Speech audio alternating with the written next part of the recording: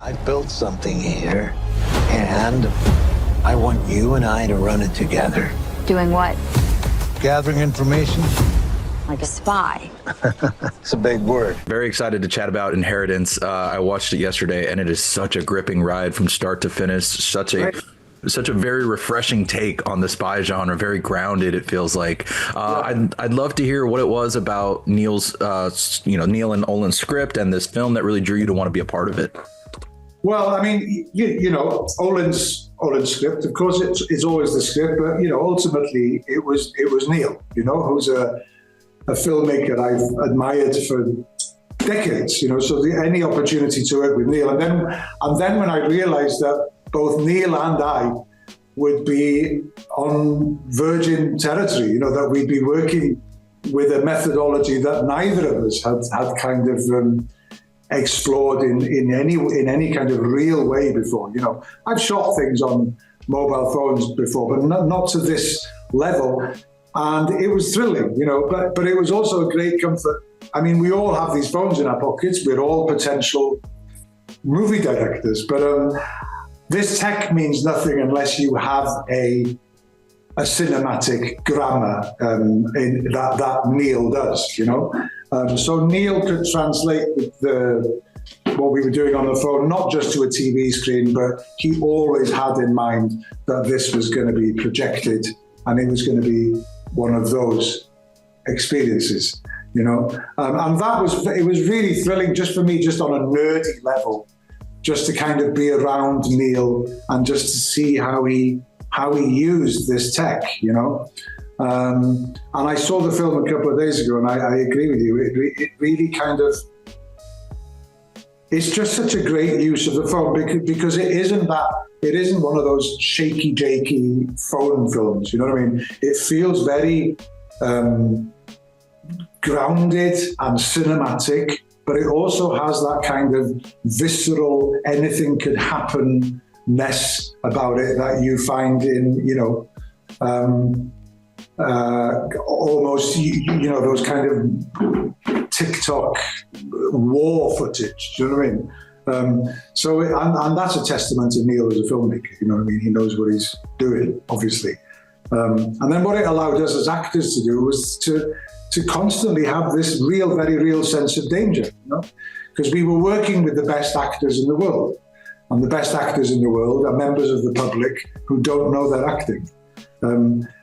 Every one of them, an Oscar winner, And so then you're immersed in a real world completely.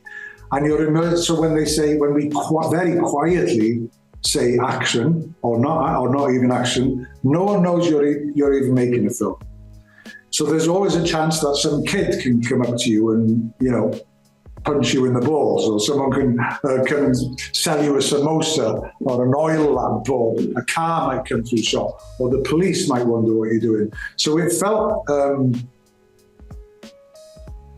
pleasantly a little bit illegal, every time we shot. It felt like we were breaking the rules in a really kind of exciting way. It was really fun to do. It felt like street theatre often, because most of the film, I'd say, is in very kind of populated places, airports, markets, zooks, streets, and I really got off on it because you can be so.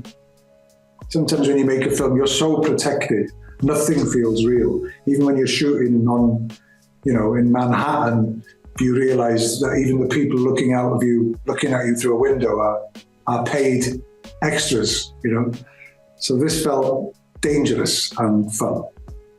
It's amazing how much Neil was able to pull off with this film and the tech that you mentioned, because it really does make me feel immersed in the story and the characters, and I love that about it. So, and talking about the characters, I'd love to know more about Sam, because this is a character who obviously he's immersed in the spy world, but he seems like he has such an interesting backstory. I'd love to know how much you actually talked with Neil and Olin to see how much of an extensive backstory they had in mind for him.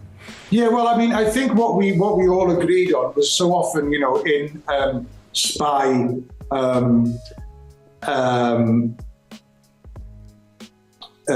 thrillers, stories, there's this sense that people are in school or university and then they say, when I grow up, I'm going to be a spy.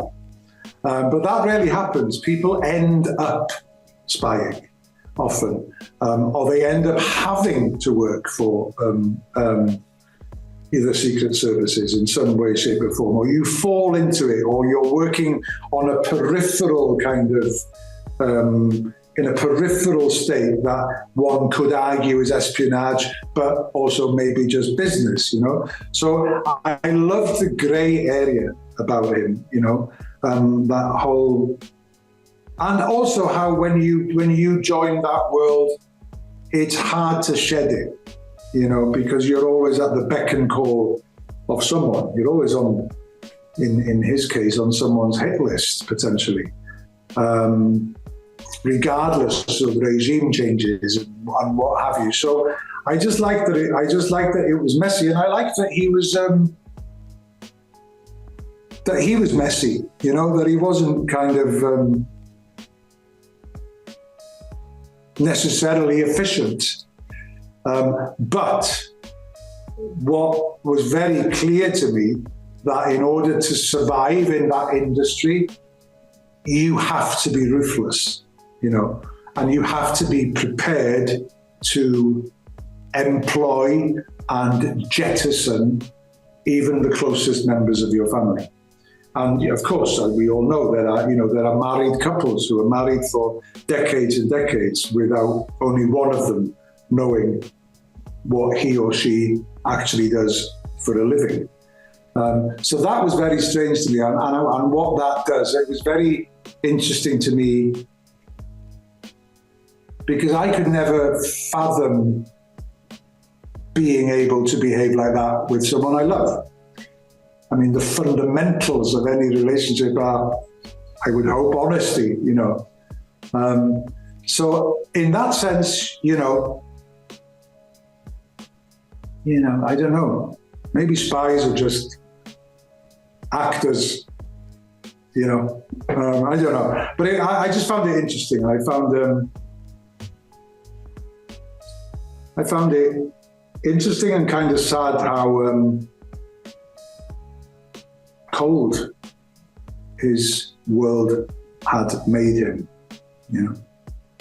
We certainly see that towards the end. I don't want to get into spoilers, but it does. Yeah. It really does come full circle, and I love the way you capture the layers of him so well. I see him coming up on time, so I did also want to ask you really quickly. Big fan of House of the Dragon, of course. I'm glad. I know season 3 is supposed to get rolling soon. Do you have an exact date of when cameras are supposed to begin rolling? I don't know, but I can smell the sulfur. You know, there's something brewing. No, Dad. No, I think I can say they start shooting soon this year. So I'm sure you'll be able to watch it in about 25 years' time.